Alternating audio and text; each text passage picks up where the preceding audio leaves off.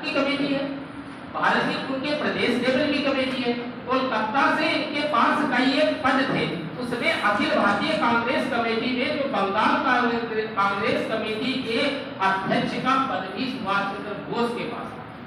और सुभाष चंद्र बोस ने जब यहाँ से इस्तीफा दिया, ऐसे ही बंगाल की जो कांग्रेस कमेटी वहां से उनका इस्तीफा दे दिया गया या उन्हें कांग्रेस कमेटी के पद से हटा दिया गया।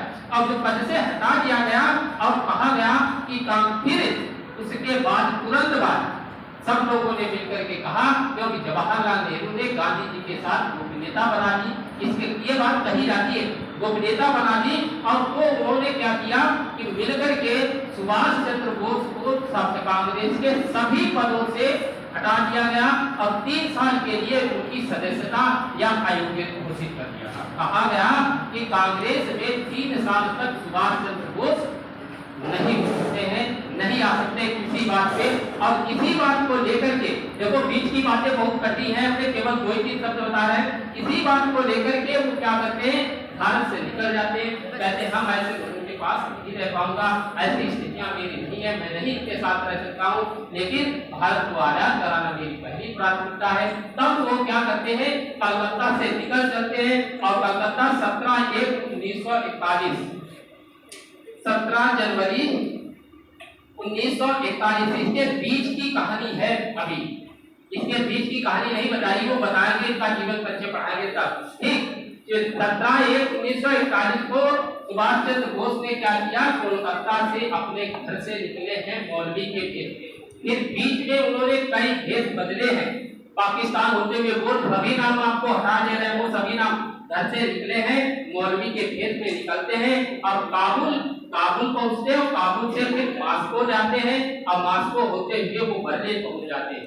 और बर्लिन में जब हिटलर से मिले हैं, थोड़ी हिटलर की बात बता रहे, हिटलर के पास जब गए, हिटलर से मिलने से पहले हिटलर के सेब हूबहू 2 लोग उनके पास मिलने आए, तो उन्होंने मिलाया, हाथ मिलाया और कहा कि सुभाष चंद्र बोस आप बताइए कैसे हो। जैसे आते थे वो कहते आप, उन्होंने सीधे कहा कि हिटलर जी कहाँ है, तो वो हूबहू आते हैं तब भी वो पहचान लेते। जब लास्ट में हिटलर मिले, उन्होंने कहा मैंने आपके से पहले 2 लोगों को मैंने भेजा और आपने किसी को नहीं मेरा नाम पहचान किया, फिर भी कैसे। तो उन्होंने कहा जैसे मैं उनके पास पहुंचता था तो वो सीधे क्या करते थे, आधे से पहले वो अपना हाथ बढ़ा देते थे, कहते और नेताजी कैसे हो, और सुभाष जी कैसे हो, ये कह देते थे। जैसे उन्होंने ये बात कही 2 बार तक, कहा लगे ये बताइए कोई यहाँ का जो हिटलर है वो पहले हाथ क्यों बढ़ाए, और किसी बात को लेकर के मैंने पहचान लिया। और वो आते थे पहले ध्यान मिला देते थे उनको, तब मैंने पहचानी, ये बात कही थी, यही बात। फिर तब हिटलर ने इसको बाद में, अच्छा जब गेट पर मिलने की बात बताई, नेताजी ने कहा कि तो यहाँ 80,000 लोगों के ही नेता है, वो 1 करोड़ 20 लाख, 80 लाख के नेता है, वो तो 1 करोड़ 20 लाख के नेता है, ऐसी बात कही थी। तब इन्हें नेताजी की उपाधि दी थी, हिटलर ने नेताजी कहा था सुभाष चंद्र बोस। यही बात थोड़ी नीचे लिखो। अगस्त 1939 को बोस को, अगस्त 1939 को ये वाली हार्वर्ड ब्लॉक लिख लिया, उसके नीचे लिखा, ये पहले लिख देना, 3/5/1939 को सुभाष चंद्र बोस ने हार्वर्ड ब्लॉक की स्थापना की, हार्वर्ड ब्लॉक की स्थापना की। अगस्त 1939 को, अगस्त 1939 को बोस कलकत्ता से मौलवी के भेष में निकलते हैं, मौलवी के भेष में निकलते हैं, मौलवी के भेष में निकलते हैं, काबुल मास्को होते हुए बर्लिन पहुंचे, काबुल मास्को होते हुए बर्लिन पहुंचते। अगला पॉइंट इंपॉर्टेंट करके डाल दीजिए, बर्लिन में हिटलर से मिले, बर्लिन में हिटलर से मिले, बर्लिन में हिटलर से मिले, हिटलर से मिले, जिन्होंने बोस को नेताजी की उपाधि जिन्होंने बोस को नेताजी की उपाधि प्रदान की। बर्लिन में ही नेताजी ने फ्री इंडिया सेंटर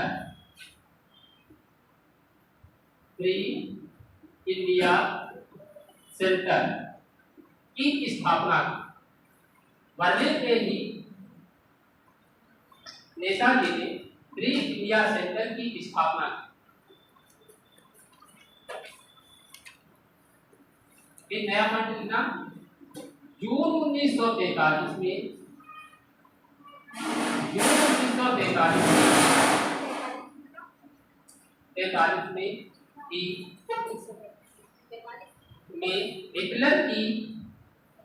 हिटलर की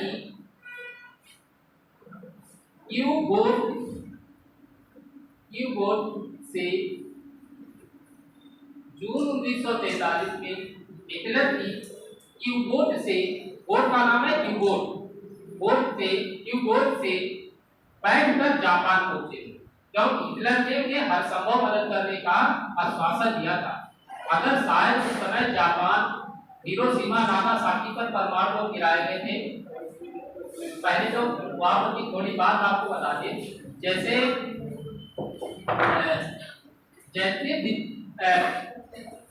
द्वितीय विश्व युद्ध शुरू हुआ था, उस समय देखो रूस, जापान, ये और कई एक है, वो ध्रुवीय राष्ट्र मित्र राष्ट्र अलग अलग हो जाते हैं। ये जापान ही है, इसमें टेक्नोलॉजी जापान की सबसे अच्छी, और टेक्नोलॉजी में ये क्या करता था, ऐसे प्लेन इसने जनरेट कर रखे थे, उसमें कोई भी पायलट नहीं होता था, और अमेरिका पर जाकर के बमबारी करके वापस आ जाते थे। अमेरिका बहुत परेशान था। लगभग 6 महीने लगे हैं इन्हें जापान के एक जहाज को, वो जो लड़ाकू विमान को छोड़ के जाते हैं, उस जहाज को गिराने में, और जब वो गिरा पाए, उसको गिराया तो उन्होंने देखा अरे इसमें तो कोई है नहीं, व्यक्ति नहीं, तब वो आश्चर्यचकित हुए। उन्होंने क्या किया कि तब वहां के जो वैज्ञानिक थे, वैज्ञानिकों ने सर्च करना, लगभग कहा जाता है कि 19 महीने लगे, कहीं 2 वर्ष लेते हैं, कहीं 1.6 लेते हैं। ये लगभग समय लगा कि उन्होंने क्या किया, परमाणु बम का विकास किया। ठीक, परमाणु बम एक और बताएं, एटम बम होता है, एक परमाणु बम। एटम बम होता है वो नाभिकीय संलयन पर कार्य करता है, और जो परमाणु बम होता है वो विखंडन पर कार्य। नाभिकीय संलयन की ऊर्जा ज्यादा बेहतर होती है और नाभिकीय विखंडन की कम होती है। जैसे सूर्य है, सूर्य में नाइट्रोजन का नाभिकीय संलयन है कि विखंडन है? संलयन है। नाभिकीय संलयन की ऊर्जा ज्यादा होती है और विखंडन की कम होती है। जब उन्होंने क्या किया कि जब परमाणु बम की खोज करके जापान के हिरोशिमा और नागासाकी, ठीक, हिरोशिमा नागा का मतलब 9 अगस्त, नागा का मतलब 9 अगस्त और हिरोशिमा का मतलब 6 अगस्त, 6 अगस्त 1942, ठीक, 9 अगस्त 1942 और यहाँ 45, 9 अगस्त 1945, 6 अगस्त 1945, ये दोनों दिन क्या किया, पहले हिरोशिमा पर परमाणु बम गिराया, और परमाणु बम गिराने पर तब तो मतलब जापान टूट गया था, इतना ज्यादा नहीं टूटा। जब नागासाकी पर उसका परमाणु बम गिरा है तब वो टूट गया, उसने साथ हथियार डाला, और यही सबसे धुरी राष्ट्र धुरी राष्ट्रों में सबसे तेज था। और जब इसने हथियार डाल दिए तब सबने धीरे धीरे क्या किया कि सबने हथियार डाल दिए, पराजित हो गए। पराजित होने के कारण अब सुभाष चंद्र बोस की जो सहायता मिल रही थी वो सहायता बंद हो जाती है, तभी दिक्कत आ जाती है, तब इधर के क्षेत्र में इनका बहुबल चलने लगता। अन्यथा सुभाष चंद्र बोस उसी समय जब आजाद हिंद फौज का गठन होने के बाद में ये सब बातें बढ़ती है, तभी भारत आजाद। लेकिन जापान अगर जीत जाता, लेकिन विश्व स्तर पर अगर ये फ्री राष्ट्र वाले अगर लोग जीत जाते तो तानाशाही कम होती है। ये अगर बड़े स्तर पर कोई पॉलिटिकल साइंस पढ़ रहा हो तो बताओ, पढ़ी है? अगर किसी ने पढ़ी हो बड़ी स्तर पर तो वो देख लेना जाके। अगर ये कारण निकल के आता है कि अगर बुरी राष्ट्र वाले लोग जीत जाते तो पूरे विश्व में तानाशाही का माहौल होता, लेकिन मित्र राष्ट्र के लोग जब जीते हैं तो तानाशाही का समापन होकर के एक संयुक्त राष्ट्र संघ की स्थापना की गई ताकि भविष्य में पूरे युद्ध ना हो। लेकिन अंतरराष्ट्रीय स्तर की जगत की चीजें पढ़ते हो, अंतरराष्ट्रीय स्तर पर की बातें पढ़ते हो नहीं पढ़ते हो? अंतरराष्ट्रीय स्तर पर की बात बताओ तो संयुक्त राष्ट्र संघ का कितना बोलबाला है? संयुक्त राष्ट्र संघ का बोलबाला कम होने के कारण ही अब आज के ऐसा प्रतीत होने लगा है कि फिर से विश्व युद्ध होने की संभावना है। जैसे रूस ने किस पर चल रहा है अभी यूक्रेन, लेकिन यूक्रेन को हरा नहीं पाया क्योंकि इधर ये मित्र राष्ट्र है। समस्या हमारे भारतीय नेताओं में भी रही। जब हमारा भारत आजाद हुआ था तो सुरक्षा परिषद का सदस्य ने बनाया जाना था क्योंकि ब्रिटेन के पक्ष में था, लेकिन इन्होंने स्वयं नहीं बदल दिया किसको? चीन। वही आज आप दिखा करके हमारा क्षेत्र कब्जा किए हुए बैठा है। आ जाओ पहले यहाँ पर की बात है। जब इधर इन्होंने फॉरवर्ड ब्लॉक की स्थापना करने, फ्री इंडिया सेंटर की स्थापना की और जापान में जब व्यवस्था मिल गई तो इंपोर्ट से बैठ करके उन्होंने हिटलर ने अपनी इंपोर्ट ली और कहा जापान चले जाओ। इंपोर्ट पर बैठ करके वो जापान पहुंच गए। ठीक यही आगे रिपोर्ट नोट करके एक बार इनकी अभी पत्नी और बेटी इनके सबके में इन्होंने नोबेल पुरस्कार ठुकरा दिया। तो इनकी कहानी भी लंबी है, वो भी बताएंगे आपको। कहाँ इनकी इस समय बेटी है और कहाँ इनकी पत्नी है, भी बातें अभी जो लास्ट में बात आई थी, अभी 2-3 साल पीछे से उसमें वो बात छप के आई गई थी। इनकी मृत के लिए जांच कराई गई थी फिर दोबारा, उसमें वो बात छप करके आई थी, वो बात आपको भी बताई गई थी। चलिए स्प्रिंग टाइगर नोट करिए। स्प्रिंग टाइगर स्प्रिंगिंग होता है। स्प्रिंगिंग टाइगर ये क्या है इसका? स्प्रिंगिंग टाइगर उसके लिए ह्यूज टायर द्वारा लिखित, ह्यूज टायर द्वारा लिखित, ह्यूज टायर द्वारा लिखित सुभाष चंद्र बोस की जीवनी है। सुभाष चंद्र बोस की जीवनी। देखो हमने सुभाष चंद्र बोस का आपको लगभग कुछ भी नहीं बताया है, केवल एक दो विषय के अलावा। ठीक, सुभाष चंद्र बोस की जीवनी।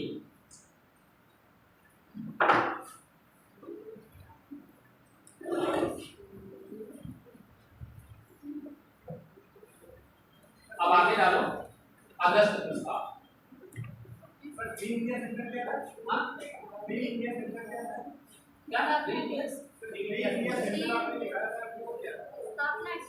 स्थापना की थी वहां बर्लिन में, तो वहां पर भारतीयों को इकट्ठा करने के लिए, इस बात के लिए ताकि वो स्वतंत्रता के समय हमारा सहयोग दे और जो भारतीय ना हो वो भी सहयोग दे सकते।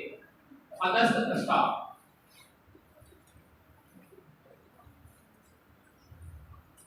अगस्त प्रस्ताव देखो, जब 1937 में चुनाव हुआ, हमारे पास सुनना, चुनाव हुआ था और चुनाव के दौरान अत्यधिक क्षेत्रों में कांग्रेस की सरकार बनी थी। प्रांतीय क्षेत्रों में 8 राज्यों में, लगभग 5 राज्यों में उनकी बहुमत की सरकार बनी थी और 3 जगह मिली जुली, एक जगह तो ज्यादा मिली जुली, ऐसे 8 राज्यों में उनकी सरकार बनी।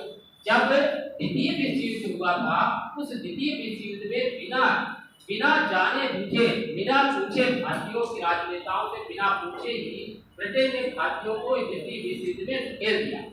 इस बात से भारतीय नेता सब खुश हो गए और खुश होने के कारण उन्होंने, कांग्रेस ने क्या किया, अपने सभी क्षेत्रों से या अपने सभी सरकारों से इस्तीफा दिलवाया। और जब इस्तीफा दिलवाया था, इसी क्रम में चलती है बात, जब उसी समय मुस्लिम लीग ने कौन सा दिवस मनाया था?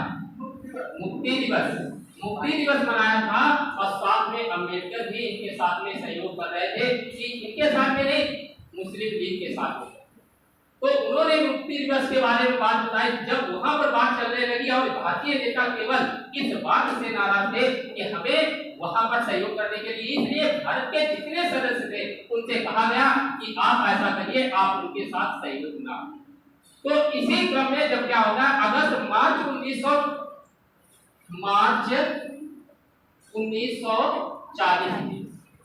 1940 में आपको बता दें रामगढ़ पड़ता है। रामगढ़ कहाँ पड़ता है? वही रामगढ़ है जो फिल्म में बनी है, कौन सी? शोले। हाँ, रामगढ़ ये कहाँ पड़ता है? रामगढ़ कहाँ? नहीं, रामगढ़ बिहार। ठीक, ध्यान रखना, ये रामगढ़ है बिहार में, और वही शोले वाला है रामगढ़ में। क्या हुआ था? कांग्रेस का वार्षिक अधिवेशन, कांग्रेस का वार्षिक अधिवेशन।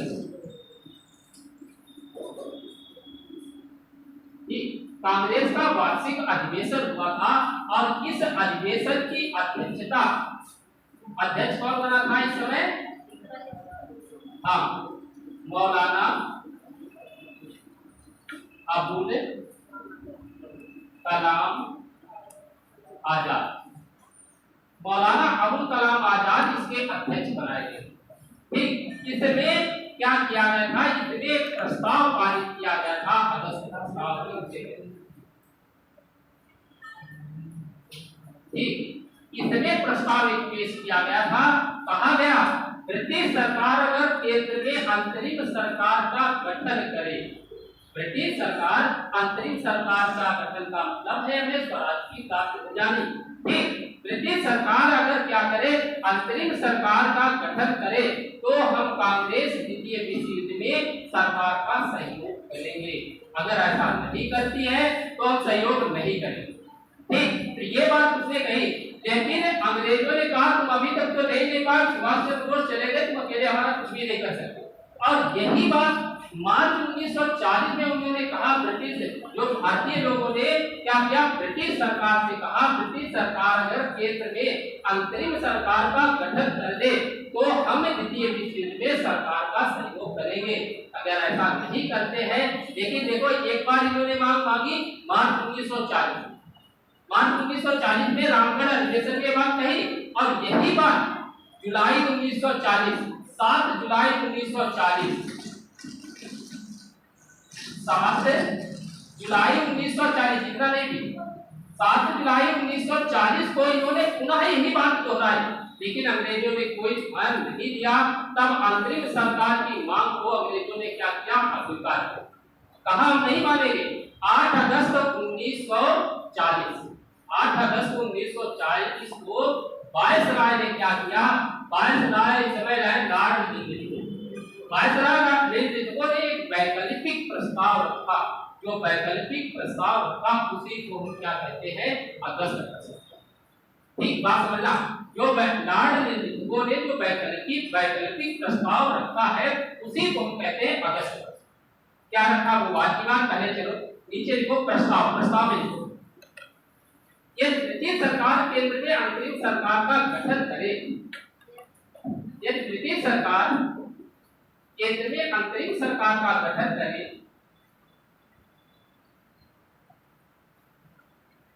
तो कांग्रेस द्वितीय विश्व युद्ध में सरकार का सहयोग कर सकती है। तो कांग्रेस द्वितीय विश्व युद्ध में सरकार का सहयोग कर सकती है। यदि ब्रिटिश सरकार केंद्र में अंतरिम सरकार का गठन करे तो कांग्रेस द्वितीय विश्व युद्ध में सरकार का सहयोग कर सकती है। फिर नए पॉइंट से लिखा, 7 जुलाई 1940 को कांग्रेस ने पूना प्रस्ताव के द्वारा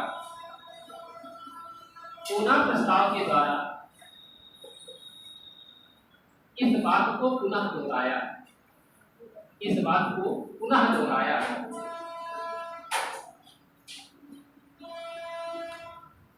फिर नोट करके बात डालो। नो, अंतरिम सरकार गठन की मांग को अंतरिम सरकार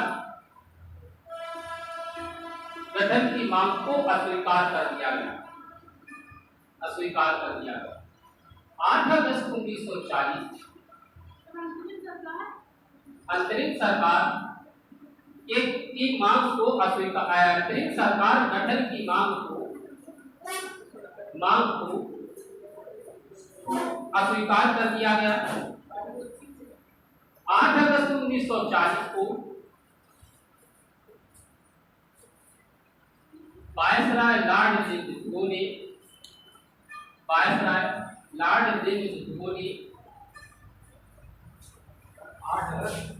1940 को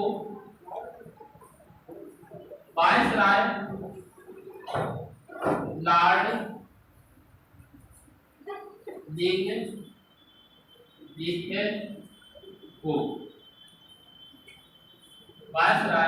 लॉर्ड लिंगथो ने एक वैकल्पिक प्रस्ताव रखा। इसी को अगस्त प्रस्ताव कहा जाता है। देखो, ये केवल आपको नोट करके जो लिखाने का उद्देश्य ये है कि कई बार पूछा गया कि अगस्त प्रस्ताव किसे कहते हैं। ज्यादातर जो कांग्रेस ने जो मांग रखी थी इसको सब लोग मन लगा देते। हमने इसलिए इसको नोट में दिखाया कि ये अगस्त प्रस्ताव है। ठीक, जो प्रधान प्रस्ताव कहा जाता है उसे अगस्त प्रस्ताव कहते हैं। ये प्रस्ताव क्या था?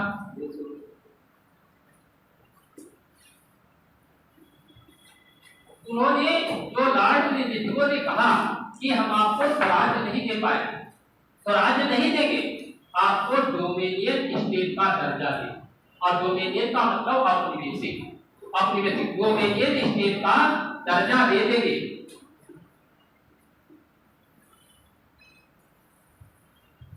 राज्य का दर्जा, डोमिनियन मतलब औपनिवेशिक, और डोमिनियन राज्य में 3 चीजें याद रखना: संचार, विदेश और सुरक्षा।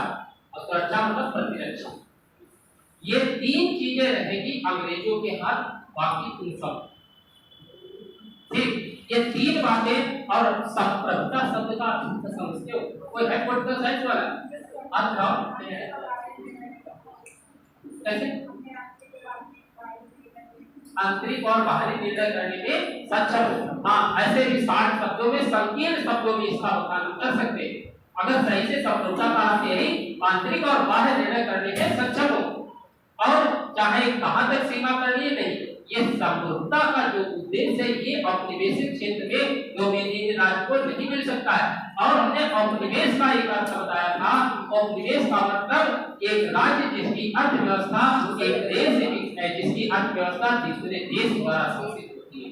या अब डोमिनियन राज्य का मतलब है कि जहां पर विदेश, संचार और प्रतिरक्षा, ये 3 चीजें उनके अंग्रेजों के हाथ रहेगी, शेष हमारे हाथ। ये बात कही थी। और इन्होंने कहा, पहली बात यह कही, लिंगथो ने कहा कि हम डोमिनियन राज्य का दर्जा आपको दे देंगे, जबकि स्वराज शब्द का प्रयोग नहीं किया गया था। दूसरी बात, युद्ध के बाद संविधान निर्मात्री सभा का गठन की। दूसरी बात कहा कि संविधान निर्मात्री का सभा का भी गठन कर दे, जैसा आप संविधान बनाना चाहो बना लो, में कोई दिक्कत नहीं। तीसरी बात, उन्होंने कहा था कि हाँ, एक चीज है, अल्पसंख्यक के हितों का संरक्षण अवश्य होगा। इस बात के लिए मोहम्मद अली जिन्ना तैयार भी हो गए। उस बात के लिए, इस बात के लिए खुश भी हुए थे। जो लॉर्ड वायसराय ने कही थी अल्पसंख्यक हितों का संरक्षण पूर्ण होगा, ये जरूर रखा जाएगा। तीसरी बात, चौथी बात, वायसराय की कार्यकारिणी में भारतीय सदस्यों की संख्या में वृद्धि करूंगा। सभी सदस्य भारतीय नहीं रख सकता। जो वायसराय की कार्यकारिणी परिषद है, इसमें सदस्यों की संख्या को भी बढ़ा देगा। लेकिन जवाहरलाल नेहरू ने कहा कि जो डोमिनियन स्टेट का दर्जा मुझे प्रदान करते हो, इसका मतलब है दरवाजे में जुड़ी हुई जंग लगी कील की तरह। जो डोमिनियन राज्य है वो दरवाजे में एक जंग लगी कील, जिसका जितना महत्व है उतना ही महत्व हमारे डोमिनियन राज्य के लिए है। हम डोमिनियन राज्य को स्वीकार नहीं करेंगे, ये बात कही थी। मुस्लिम लीग ने अल्पसंख्यक के मत का तो उन्होंने स्वागत किया, लेकिन क्या किया, पाकिस्तान के प्रस्ताव पर जो मांग की गई थी, इनसे नेतृत्व से उन्होंने पाकिस्तान की मांग को ठुकरा दिया, इसलिए उन्होंने भी अगस्त प्रस्ताव को ठुकरा दिया, प्रस्ताव का बहिष्कार कर दिया। तब एक चीज पीछे की बता दें, 1930 में मुस्लिम लीग ने इलाहाबाद अधिवेशन हुआ था, उसकी अध्यक्षता लीग का अधिवेशन है, लीग का अधिवेशन हुआ था और उस समय अध्यक्ष कौन बना था? मोहम्मद उद्वार। और उसी समय उत्तर पश्चिम भारत का संगठित जो मुसलमान क्षेत्र है उसी को कहा गया था कि यहाँ पर हमारा राज्य निर्मित कर दिया जाए और भारत में मुसलमान राज्य का निर्माण मुसलमानों की अंतिम प्रतीक होती है कि वहीं पर हमें क्षेत्र मिलना चाहिए, ऐसी बात पहले ही कही जाती है। पहले ये लिखो प्रस्ताव, प्रस्ताव के लिए लिखो पहले नंबर 1 डोमिनियन स्टेट का दर्जा, नंबर 1 डोमिनियन स्टेट का दर्जा।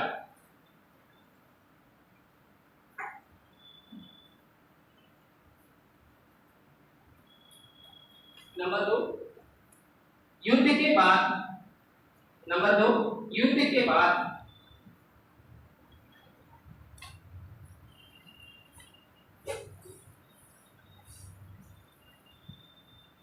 संविधान निर्मात्री संस्था का गठन किया जाए। युद्ध के बाद संविधान निर्मात्री संस्था का गठन किया जाए।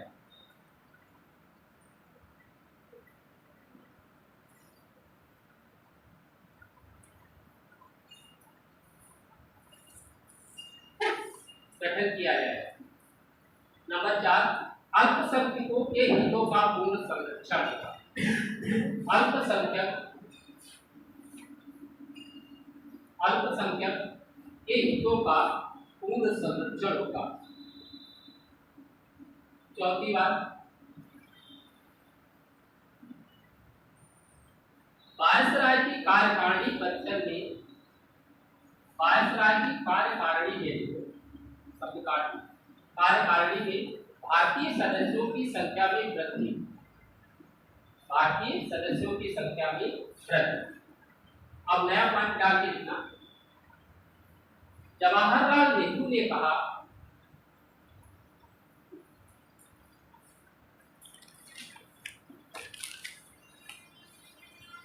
जवाहरलाल नेहरू ने कहा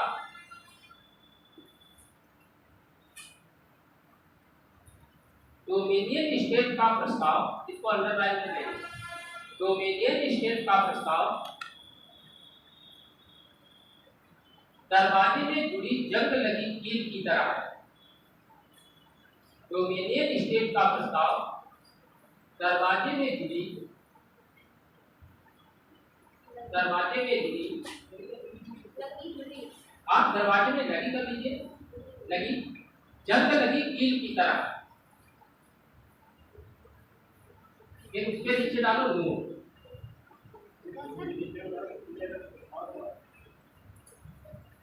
जो उन्होंने शब्दों पर लिखा था पहली लाइन, उन्होंने पहली लाइन में दी थी बात कि डोमिनियन राज्य का दर्जा प्रदान किया जाएगा भारत, और उस पहली लाइन के लिए तो सब इन्होंने कहा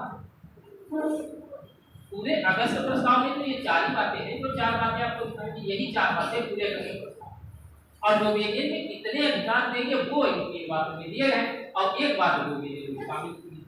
डोमिनियन का मतलब यही बड़े क्षेत्र, ठीक। इसमें क्या है, नोट देखो, मुस्लिम लीग ने अल्पसंख्यक मुद्दे का स्वागत किया। मुस्लिम लीग ने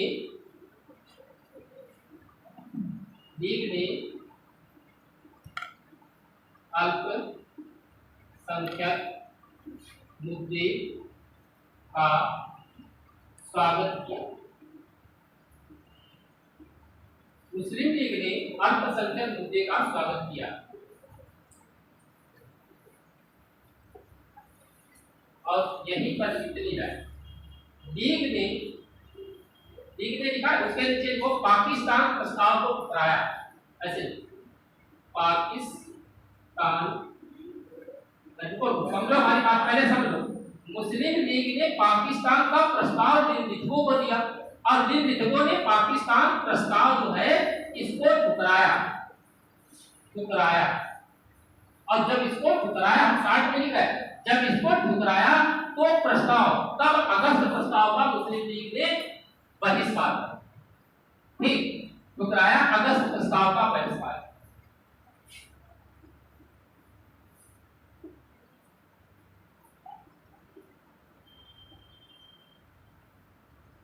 यहाँ पर ध्यान देना, हमने शब्द दायर किया है।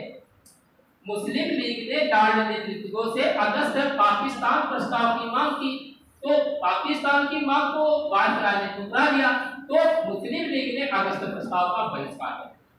बात भी नहीं मानी, केवल मुस्लिम लीग ने अल्पसंख्यक मुद्दे का ही स्वागत किया था, बाकी सब चीजें ठुकरा।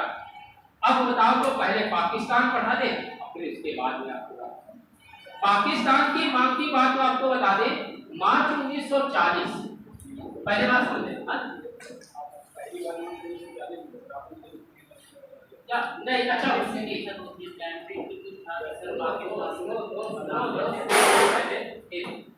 23 मार्च 1940 को मुस्लिम लीग का एक अधिवेशन हुआ था।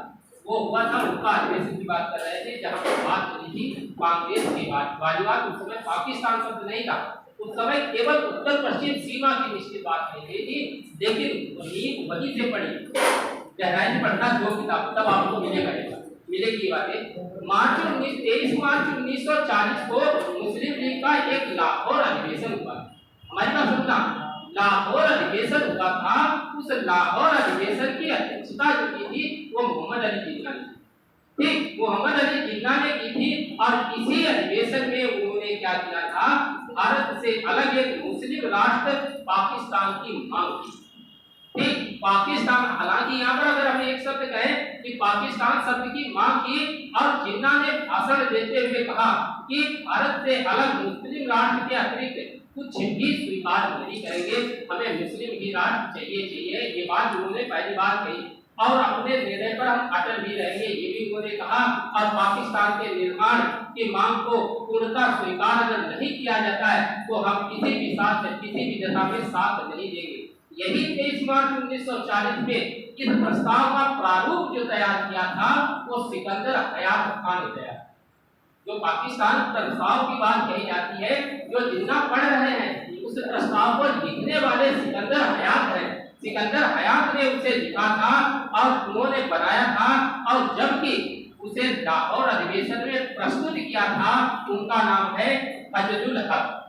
फजलुल हक ने लाहौर अधिवेशन में उसे पेश किया था और जिन्ना ने उसे पढ़ा था। और जबकि फजलुल हक का समर्थन करने वाला जो खली कुचमा, जो फजलुल क्या नाम उनका है कि फजलुल हक का प्रस्ताव जो प्रस्तुत किया है, उनका समर्थन करने वाले व्यक्ति खली कुचमा ने उसका समर्थन किया। और पाकिस्तान शब्द लिख के आता है, पाकिस्तान शब्द, इसका सर्वप्रथम उल्लेख किया गया था कैम्ब्रिज विश्वविद्यालय के छात्र थे चौधरी रहमत अली ने 1933 में इस पाकिस्तान शब्द को गढ़ा। 1933 में इसे गढ़ा था, और उसमें तब उन्होंने पामाने पंजाब, आमाने अफगानिस्तान, ठीक, अफगानिस्तान प्रांत में कश्मीर, सिंध और बलूचिस्तान आते हैं, ये सभी क्षेत्रों को मिलाकर के उन्होंने पाकिस्तान शब्द का निर्माण किया। अब पाकिस्तान तब 1933 और 35 में इन्हें पर पर्चे लिखे गए, पर्चे बांटे गए, और क्या किया गया, पर्चा जारी किया गया। तो जब पर्चा चौधरी रहमत अली ने ही बंटवाए थे, और उन पर्चों पर लिखा था अभी नहीं तो कभी नहीं। ये पर्चे बांटे गए थे पाकिस्तान निर्माण के लिए, तब उन पर लिखा था अभी नहीं तो कभी नहीं। जो पर्चे जो बंटवाए गए उन पर लिखा था अभी नहीं तो कभी नहीं, ये मांग दी गई थी। और वहीं पर पाकिस्तान की मांग का मूल इकबाल क्या किया गया, मूल इकबाल के इस भाषण में पाकिस्तान का जो नाम दिया गया, तभी उसी समय। अच्छा, और एक बात बता दें, अभी आपको बताया था 1930 में लीग का सभापतित्व करते हुए इलाहाबाद में भी पश्चिमोत्तर मुस्लिम राज्य शब्द का प्रयोग किया गया था। उस समय पाकिस्तान शब्द नाम का प्रयोग नहीं किया गया था। देखना, अभी मैं पीछे बताया था 1900 उत्तर पश्चिम सीमा का प्रांत को मुस्लिम राज्य स्थापित करने की बात कही गई, लेकिन पाकिस्तान शब्द का जो निर्माण है 1933 जिसमें कैम्ब्रिज के विश्वविद्यालय के छात्र चौधरी रहमत अली ने किया था और 1935 में उन्होंने पर्चे बंटवाए। अभी नहीं तो कभी नहीं, इस बात से उन्होंने उद्घोष करके पाकिस्तान की मांग की और जो पाकिस्तान की मांग हुई वही 1940 के लाहौर अधिवेशन में जो बात आती है वहां पर इनकी बात प्रस्ताव पारित किया जाता है। ठीक, जब ये सभी बात धीरे धीरे चलती है, बराबर मांग बढ़ती रहती है, एक अलीगढ़ योजना चलती है। आपको बता दें, जफरुल हसन और हुसैन कादरी ने अलीगढ़ योजना में 4 स्वतंत्र राज्यों के लिए बात बताई। 4 स्वतंत्र राज्य थे, पाकिस्तान, बंगाल और हैदराबाद और हिंदुस्तान। कहा पूरे देश भारत के 4 बंटवारे थे उस समय। कौन कौन? एक पाकिस्तान, एक बांग्लादेश और हैदराबाद और हिंदुस्तान। इन 4 की बात बनाने की बात कही गई थी और ये सभी भारतीय संघ में शामिल होंगे और ये मुस्लिम लीगों का ये सब निर्माण करना चाहते थे। इसी उद्देश्य से उन्होंने ऐसा किया था। धीरे धीरे इन सबका विकास होता गया, लेकिन कांग्रेस ने सभी मुद्दों को ठुकरा दिया। प्रतिरक्षा, विदेश विभाग, मुद्रा के मामले केंद्र के पास रखना चाहते थे, लेकिन तब भी ठुकरा दिया गया। और 1946 में कैबिनेट मिशन योजना का पूर्वाभास भी इन लोगों को था कि ऐसी हमारी बात मानी नहीं जाएगी। लेकिन 14 अगस्त 1947 को जब भारत आजाद हुआ तब पाकिस्तान का निर्माण हुआ और पाकिस्तान की राजधानी कहाँ बनाई गई थी? कराची। मोहम्मद अली जिन्ना चाह रहे थे कि हम ही सर्वे सर्वा बनेंगे, लेकिन पाकिस्तान का पहला गवर्नर जनरल वो मोहम्मद अली जिन्ना बनाए। मोहम्मद अली जिन्ना गवर्नर जनरल नियुक्त किए गए और मोहम्मद अली जिन्ना ने पाकिस्तान को इस्लामिक राष्ट्र घोषित किया है। क्या भारत हिंदुस्तानी राज्य नहीं राज्य घोषित है ना? और देखिए उन्होंने पाकिस्तानी इस्लामिक राज्य घोषित करे, जबकि नेपाल क्या है? ये हिंदू राज्य घोषित है। नेपाल हिंदू राष्ट्र घोषित है, पाकिस्तान है, भारत नहीं है। भारत नहीं है। महात्मा गांधी की बहुत सी चीजें आती है, खैर हम उस बात को कमेंट नहीं करेंगे। जब बहुत सारी चीजें निकल के आती है, बहुत कमियां निकल के आती है। इतने भी उदारवादी नहीं हमें होना चाहिए कि हमको ही दूसरा खा जाए। और ये भी थोड़ा बहुत लंबी कहानी हो जाती है।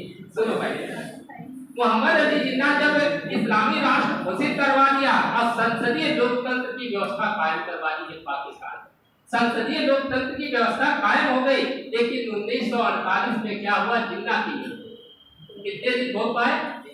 1 साल।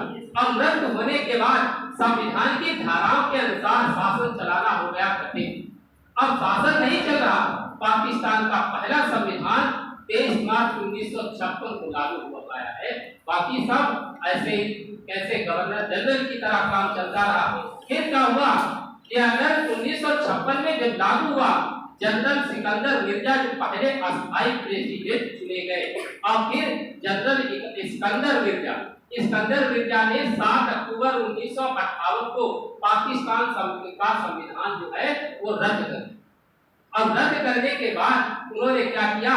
जो रद्द कर दिया, जो दिसंबर 1971 तक पाकिस्तान का जो संविधान है वो रद्द ही रहा। केवल वहां का कौन राज कर देख रहा था? सेना। हाँ, सेना। 27 अक्टूबर 1958 से 58 को जनरल अयूब खान ने जनरल इस्कंदर मिर्जा को अपदस्थ कर दिया। जो जनरल अयूब खान ने इस्कंदर मिर्जा को अपदस्थ कर दिया और 25 मार्च 1970 को जनरल याहिया खान ने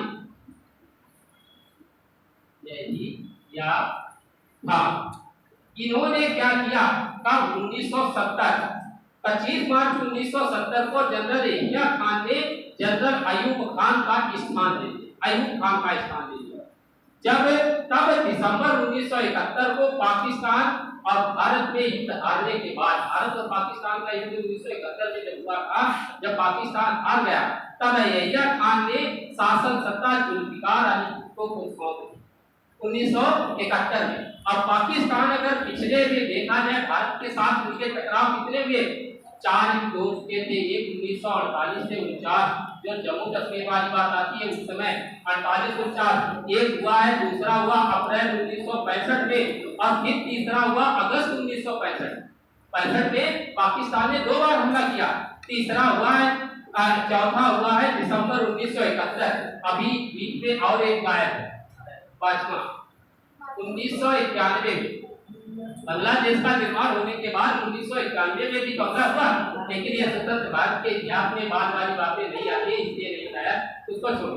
फिर जब पाकिस्तान हर वक्त हम पर हमला कर रहा और पाकिस्तान को जाने के लिए भारत के बीच से रास्ता बांग्लादेश को दी जा रही थी, इस समस्या को हल करने के लिए लौह महिला इंदिरा गांधी ने बीड़ा उठाया और कहा इनको ऐसा करिए कि इनको इधर से उधर करिए।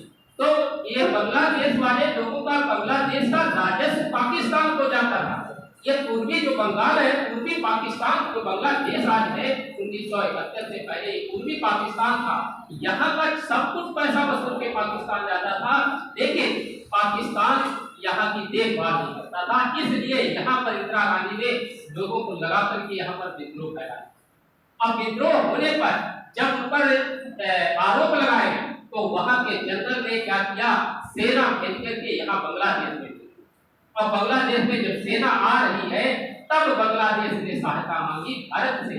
अब भारत में इंदिरा गांधी ने अपने सैनिकों को बांग्लादेश की सेना के रूप में नहीं, विद्रोहियों के रूप में शामिल किया पहले।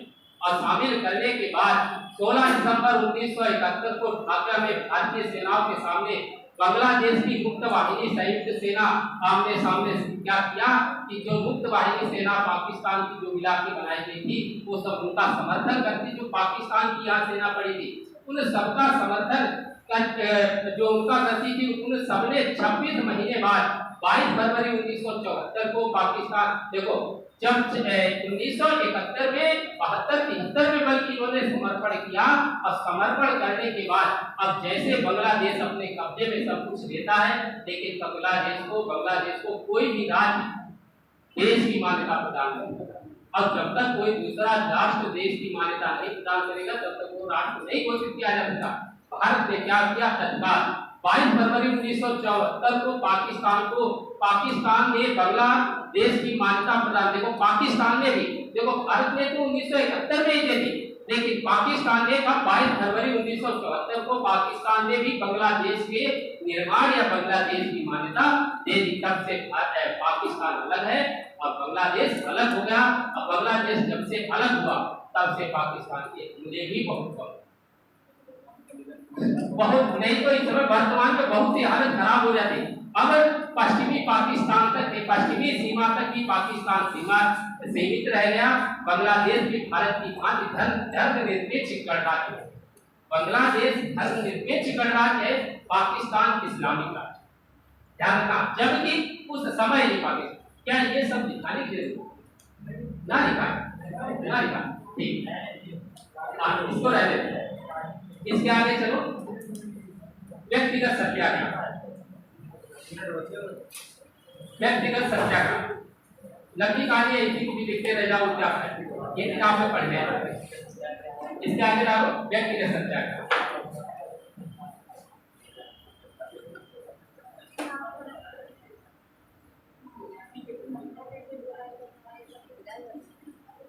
कब हुआ था? 1940 में। ठीक, व्यक्तिगत सत्याग्रह 1940। देखो, कांग्रेस ने जो लॉर्ड जिन्होंने अगस्त प्रस्ताव पेश किया था उसको उन्होंने अस्वीकार किया था या नहीं किया? हमने ये सब दिखाया नहीं था। देखो नहीं कहा ना,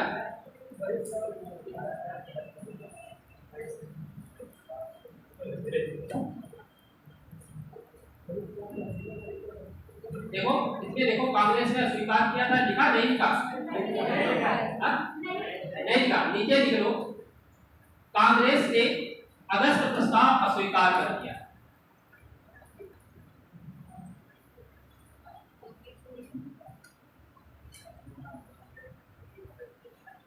उसके नीचे लिखो व्यक्तिगत सत्याग्रह 1940।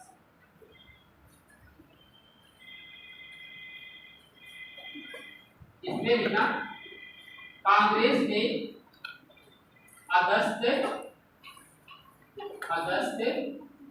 प्रस्ताव पूर्णता पूर्णता अस्वीकृत। कांग्रेस ने क्या किया, ये जो अगस्त प्रस्ताव है पूर्णता अस्वीकृत कर दिया, अस्वीकार कर दिया कि हमें नहीं चाहिए ऐसा। ठीक, ये अस्वीकृत कर दिया तो गांधी जी ने व्यक्तिगत सत्याग्रह चलाने का आह्वान। ठीक, हमारी बात समझना, कांग्रेस ने अगस्त प्रस्ताव पूर्णता अस्वीकृत कर दिया। अस्वीकृत करने के बाद गांधी जी ने क्या किया, गांधी जी ने व्यक्तिगत सत्याग्रह चलाने का आग्रह किया लोगों से। सुनी तरीके पूरा, गांधी जी ने व्यक्तिगत सत्याग्रह चलाने का आह्वान किया। ठीक है, फिर नहीं लेंगे वो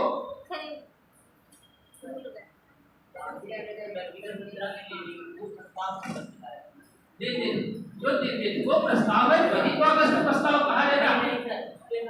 उन्होंने तो इसके लिए दिलाया था कि 1944 में एक एक्ट आया था, 1940 कौन सा है, अरे डिफेंस के लिए आया था, इसके भर्ती के लिए अनिवार्य, भर्ती के लिए अनिवार्य विदेश द्वितीय विश्व युद्ध में शामिल होने के लिए सेवा करना जरूरी है। जब बातचीत करना कर दिया प्रेस के लिए तो नीचे लिखो पहले, फिर दिलाना जाके किताब गांधी ने आह्वान लिए। गांधी ने प्रथम सत्याग्रही के रूप में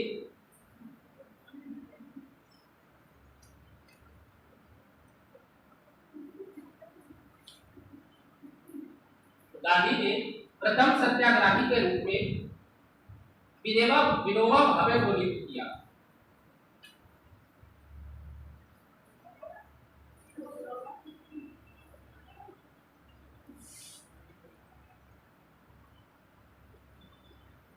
आपको सही से बता दें, इसका अर्थ केवल ये है कि अगस्त प्रस्ताव को विरोध करने और युद्ध से अलग घोषित करने के लिए ही ये व्यक्तिगत सत्याग्रह है। नोट कर लेना, यही बात सत्य है। ठीक, ध्यान रखना। गांधी ने प्रथम सत्याग्रही के रूप में विनोबा भावे को नियुक्त किया। दूसरे सत्याग्रही के रूप में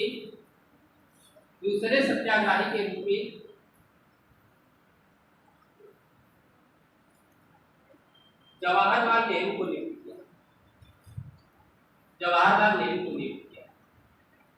17 अक्टूबर 1940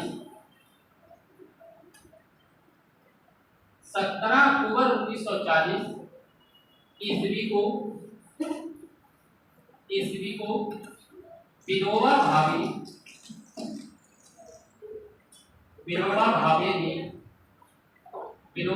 ने पवनार कहाँ पड़ता है, पवनार आश्रम महाराष्ट्र। देखिए, पवनार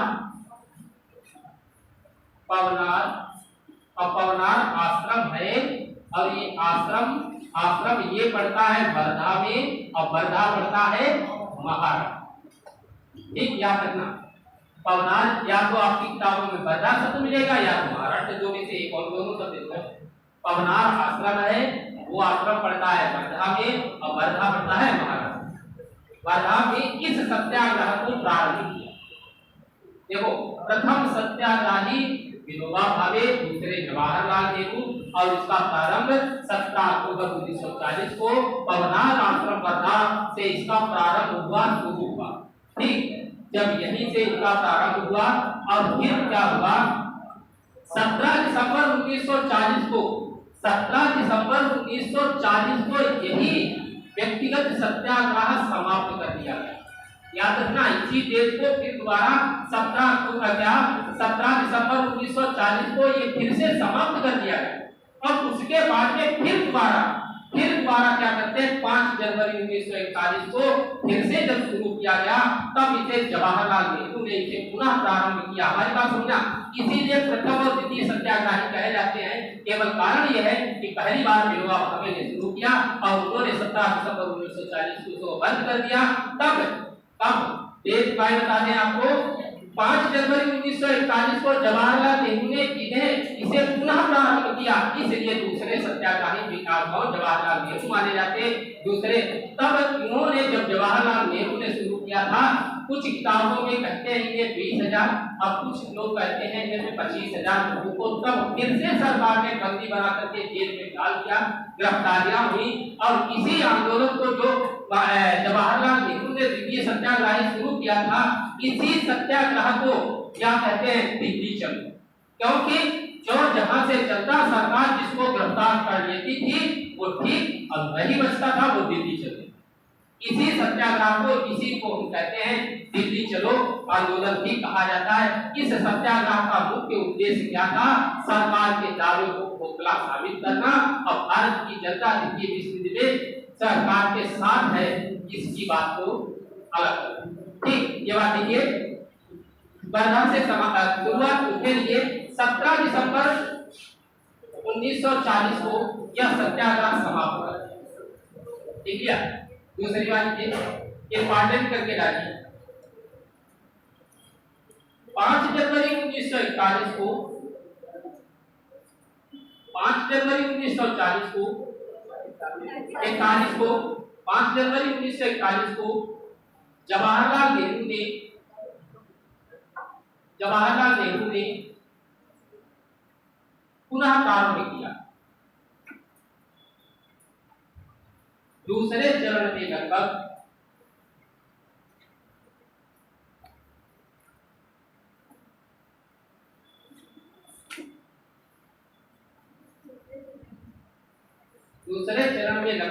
25,000 सत्याग्रहियों को ने गिरफ्तार किया। दूसरे चरण में लगभग 25,000 सत्याग्रहियों ने गिरफ्तारी दी।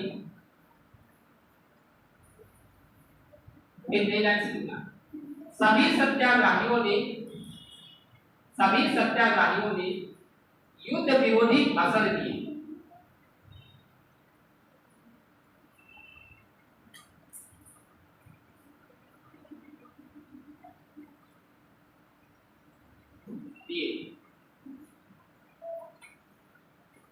पंद्रह एक 1941 को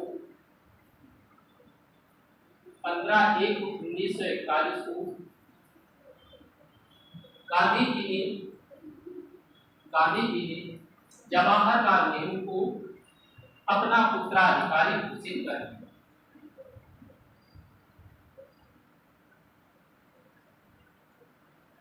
फिर अगला पॉइंट देखना, देखो जब सत्याग्रही भाषण देते थे उसमें भी ये बात कही जाती थी कि गांधी जी ने भी अब जवाहरलाल नेहरू को अपना उत्तराधिकारी घोषित कर दिया, इसलिए हम सब लोग इनके साथ हो गए।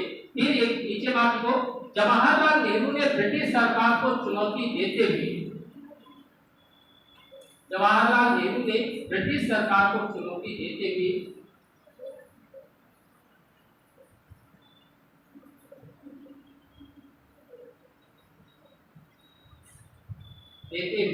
राष्ट्रीय चेतना को सबसे बड़ा हथियार होगा।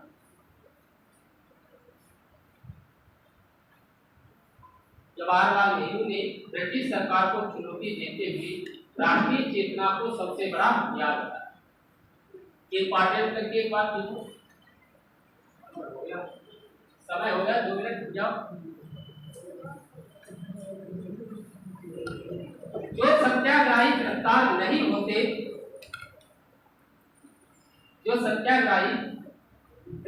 नहीं होते, वह अगले गांव की तरफ कूच कर जाते थे।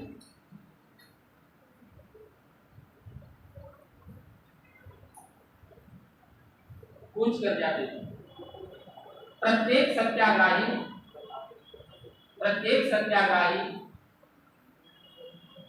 कूच करते समय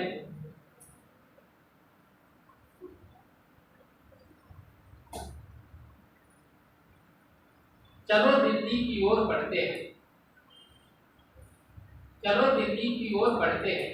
का नारा उद्घोष करते हैं।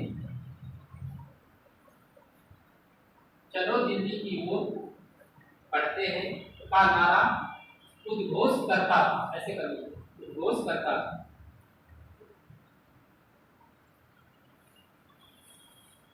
नीचे लास्ट पॉइंट को, अतः इस सत्याग्रह को दिल्ली चलो आंदोलन भी कहा जाता है।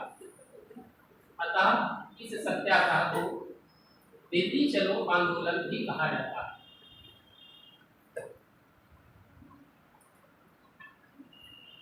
तो बस अब देखो इसके आगे आपको बताएंगे क्रिप्ट मिशन 1942 यहाँ पे पढ़ाएंगे, और या तो जो छुटा हुआ क्षेत्र पढ़ाएंगे। पहले तो इधर ही स्वतंत्रता दिलवाने के लिए आगे बढ़ते हैं। दूसरी बात सुनो ये कि जब भी अगर हम इनकी चीजों को बढ़ाने की कोशिश करते हैं तो केवल एक घंटे में एक थोड़ी सी कहानी हमारी मजबूरी होती है दिखाने के लिए, तो कुछ दिखा भी नहीं पाए, हम आपको सुनाते रह जाए और तुम भी कहानियां सुनते रह जाओ, कुछ नहीं देख पाओगे, क्योंकि एक दिन दूसरे के अलावा तीसरे दिन वो भी नहीं याद रहेगा।